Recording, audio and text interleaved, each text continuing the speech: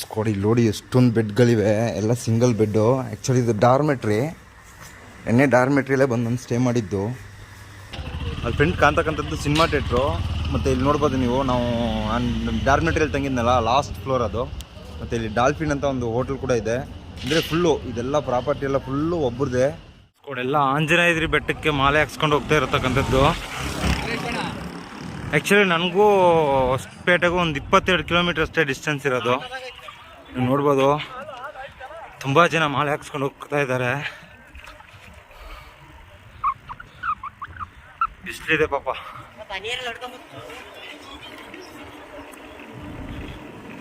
ನೋಡಿ ಈ ಕಡೆ ನಿಂತಾರೆ ನೋಡಿ ಫುಲ್.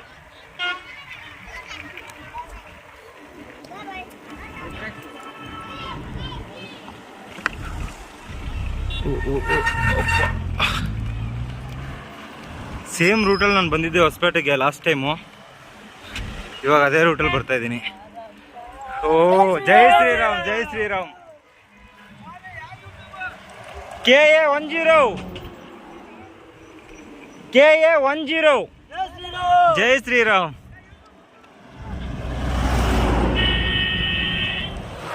ಇಲ್ಲೊಂದು ಟನಲ್ ಬರುತ್ತೆ ನೋಡಿ, ಇವಾಗ ಭಯಾನಕರವಾಗಿರುತ್ತೆ. ಹೊಸಪೇಟೆ ಟನಲ್ ಆ್ಯಕ್ಚುಲಿ ಇದು ಲಾಸ್ಟ್ ಟೈಮ್ ತೋರಿಸಿದೆ ಅನ್ಕೊಳ್ತೀನಿ. ಯಾರಾದರೂ ನೋಡಿಲ್ಲ ಅಂದರೆ ನೋಡ್ಕೊಳ್ಳಿ. ಅಲ್ಲಿ ನೋಡಿ ಗಾಡಿಗಳು ಯಾವ ರೀತಿ ಬರ್ತವೆ, ಸ್ಮೂತಾಗಿ ಬರ್ತವೆ. ಆರನ್ ಗಿರನ್ ಏನು ಮಾಡಿದೆ ಹಂಗೆ ಗಿರ್ರ್ ಅಂತ ಬರ್ತವೆ. ವಿಂಡ್ ಮಿಲ್ಲು ಫುಲ್ಲು, ಅಂದರೆ ಫುಲ್ ಆ್ಯಂಡ್ ಫುಲ್ಲು ಬೆಟ್ಟನ ಕೊರೆದು ಹಾಕಿರ್ತಕ್ಕಂಥದ್ದು ಈ ಟನಲ್ಲು. ಚೆನ್ನಾಗಿದೆ. ಒಂದು 1 ಕಿಲೋಮೀಟ್ರ್ ಇರ್ಬೋದು ಅನ್ಕೊಳ್ತೀನಿ. 1 ಕಿಲೋಮೀಟ್ರ್ ಇಲ್ಲ, ಕಡಿಮೆನೇ ಇರುತ್ತೆ. ಬಟ್ ಒಳ್ಳೆ ಎಕ್ಸ್ಪೀರಿಯನ್ಸ್ ಅಲ್ಲಿ ಒಳಗಡೆ ಹೋಗ್ಬೇಕಾದ್ರೆ. ಜೀ ಅಂತ ಕೇಳುತ್ತೆ ಅಲ್ಲಿ ಒಳಗಡೆ ಹೋಗ್ಬೇಕಾದ್ರೆ, ಒಳ್ಳೆ ಸಕ್ಕತ್ತದು. ಲಾಸ್ಟ್ ಟೈಮ್ ಹೋಗಿದ್ನಲ್ಲ, ಒಳ್ಳೆ ಫೀಲ್ ಇತ್ತು. ಮತ್ತೆ ಇದೇ ರೋಡಲ್ಲಿ ಬರ್ತೀನಿ ಅಂತ ನಾನು ಕನ್ಸು ಮನ್ಸಲ್ಲಿ ಅಂದ್ಕೊಂಡಿರಲಿಲ್ಲ.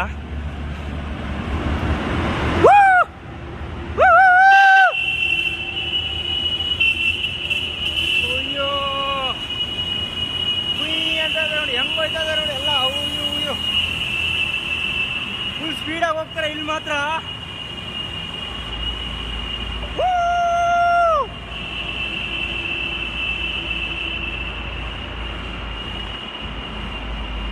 ಟ್ರೈನ್ ಸೌಂಡ್ ಬರುತ್ತಲ್ಲ ಹಂಗ್ ಬರುತ್ತೆ ಅಲ್ಲಿ. ಎಂಡಿಂಗ್.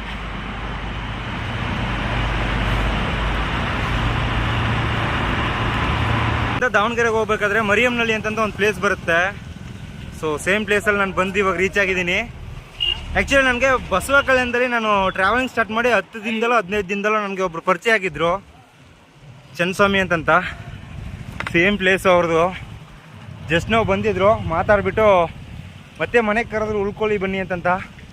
ಬಟ್ ಪದೇ ಪದೇ ನಾವು ಹೋದರೆ ಸರಿ ಇರಲ್ಲ ಅಂತಂತ ಮತ್ತೆ ಮುಂದೆ ಹೊರಟಿದ್ದೀನಿ. ಲಾಸ್ಟ್ ಟೈಮ್ ನಾನು ಇಲ್ಲೆಲ್ಲ ವೀಡಿಯೋನೇ ಮಾಡಿಲ್ಲ. ಆ್ಯಕ್ಚುಲಿ ಮೇಯ್ನ್ ಫೋಕಸ್ಡು ಪ್ಲಾಂಟೇಶನ್ ಮಾಡಬೇಕು ಅಂತ ಫುಲ್ಲು ಫೋಕಸ್ಡ್ ಆಗಿದ್ದೆ. ಬಟ್ ವಿಧಿ ಆಟ ಮತ್ತೆ ಇಲ್ಲಿಗೆ ಕರ್ಕೊಂಡು ಬಂದು ಬಿಟ್ಟಿದೆ.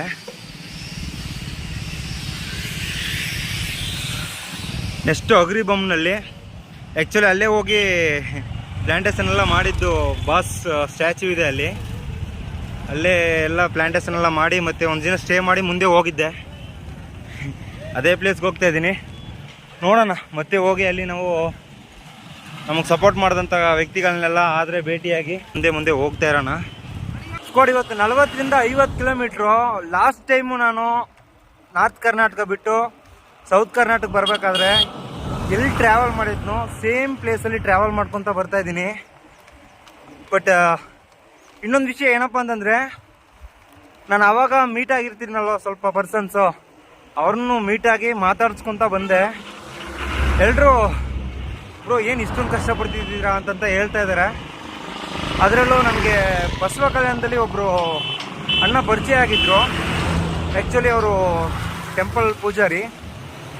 ಅವರು ಸಿಕ್ಕಾಪಟ್ಟೆ ಫೀಲ್ ಆದರು. ಇಷ್ಟೆಲ್ಲ ಕಷ್ಟಪಟ್ರು ಅರ್ಥನೇ ಮಾಡ್ಕೊಳ್ಳಿ, ಜನಗಳು ಸಪೋರ್ಟ್ ಮಾಡೋದು ಅಂದಮೇಲೆ ಏನಕ್ಕೆ ಇದೆಲ್ಲ ಮಾಡ್ತಾಯಿದ್ದೀಯಾ, ಬಿಟ್ಟೋಗಿ ಫ್ಯಾಮಿಲಿ ಎಲ್ಲ ನೋಡ್ಬೋದಲ್ಲ ಅಂತಂತ ಹೇಳಿದ್ರು. ಬಟ್ ನಿಮಗೆ ಗೊತ್ತು ನಮ್ಮದು ಏನು ಕಾನ್ಸೆಪ್ಟ್ ಇದೆ, ಏನಕ್ಕೋಸ್ಕರ ಇಷ್ಟೆಲ್ಲ ಪ್ರಯತ್ನ ಪಡ್ತಾಯಿದ್ದೀವಿ ಅಂತಂತ ಅದಾಗೋ ತನಕ ಏನಾದರೂ ಒಂದು ಸಣ್ಣ ಬದಲಾವಣೆ ಕಾಣೋ ತನಕ ನನ್ನ ಜರ್ನಿ ಅನ್ನೋದು ಹಿಂಗೆ ಇರುತ್ತೆ. ಮತ್ತು ನೀವು ನನ್ನ ಐಸ್ ನೋಡ್ಬೋದು, ಸಿಕ್ಕಾಪಟ್ಟೆ ರೆಡ್ ಆಗಿಬಿಟ್ಟಿದೆ. ಯಾಕೋ ಗೊತ್ತಿಲ್ಲ, ಮಧ್ಯಾಹ್ನ ಒಂದು 11 ಗಂಟೆ ಮೇಲೆ ಸಿಕ್ಕಾಪಟ್ಟೆ ಫೀವರ್ ಆಗ್ತಿದೆ. ಅದು ಬಿಸಿಲಿಗೆ ಇಲ್ಲ ನಾರ್ಮಲ್ ಫೀವರ್ ಏನೋ ಒಂದು ಗೊತ್ತಾಗ್ತಾಯಿಲ್ಲ. ಬಟ್ ಬಾಡಿ ಎಲ್ಲ ಸಿಕ್ಕಾಪಟ್ಟೆ ಟಯರ್ಡ್ ಆಗಿಬಿಟ್ಟಿದೆ. ನೋಡೋಣ ಮುಂದೆ ಸೇಮ್ HB ಅಲ್ಲಿ ಅಲ್ಲೇ ನಾನು ಪ್ಲಾಂಟೇಶನ್ ಎಲ್ಲ ಮಾಡಿದ್ದು. ಅಪ್ಪೋ ಸ್ಟ್ಯಾಚ್ಯೂ ಇದೆ ಅಲ್ಲಿ, ಇನ್ನೊಂದು 12 ಕಿಲೋಮೀಟ್ರನೇ ಇದೆ.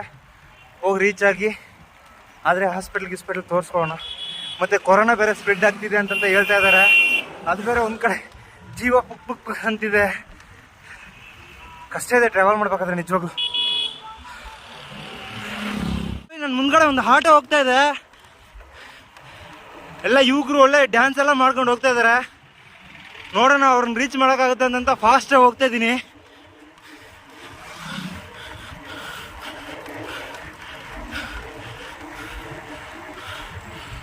ಫುಲ್ ದೂರ ಹೋಗ್ಬಿಟ್ಟವ್ರೆ. ಓಯ್ ಆಗಲ್ಲ ಅನ್ಕೊಳ್ತೀನಿ.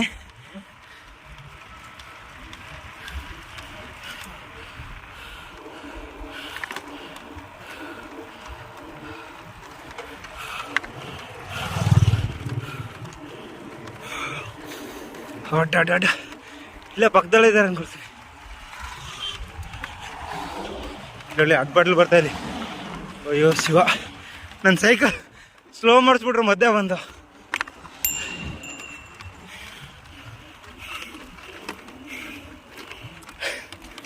ಬೆಳ್ಳೆ ಕಾಲು ಬಿದ್ದೋಯ್ತು.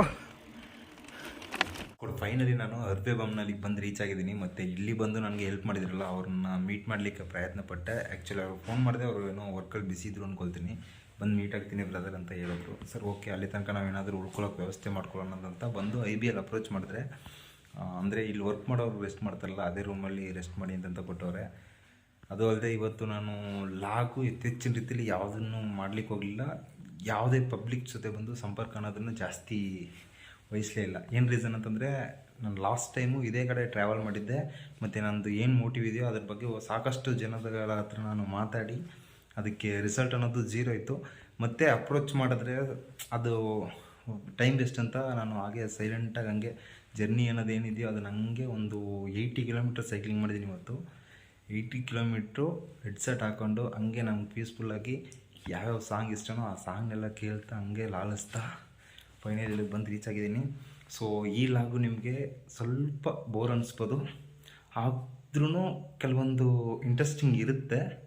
ಸೊ ನೋಡಿದರೆ ಗೊತ್ತಿರುತ್ತೆ. ಹಾಗೆ ಈ ಲಾಗ್ನ ಫ್ರೆಂಡ್ಸು ಫ್ಯಾಮಿಲಿ ಅಂತ ಎಲ್ರಿಗೂ ಶೇರ್ ಮಾಡಿ. ನೀವು ಸಹ ಪೂರ್ತಿ ವಿಡಿಯೋ ನೋಡಿ ನಿಮ್ಗೇನು ಅನಿಸುತ್ತೋ ಅದನ್ನು ಕಮೆಂಟ್ ಸೆಕ್ಷನಲ್ಲಿ ಮೆನ್ಷನ್ ಮಾಡಿ. ನನ್ನ ಚಾನಲ್ಗೆ ಯಾರಾದರೂ ಹೊಸಬ್ರಾಗಿ ಬಂದಿದೆ ಮರಿದೆ ಸಬ್ಸ್ಕ್ರೈಬ್ ಆಗಿ ಬೆಲ್ ಬಟನ್ ಕ್ಲಿಕ್ ಮಾಡಿ ಆಲ್ ಇಟ್ಕೊಳ್ಳಿ.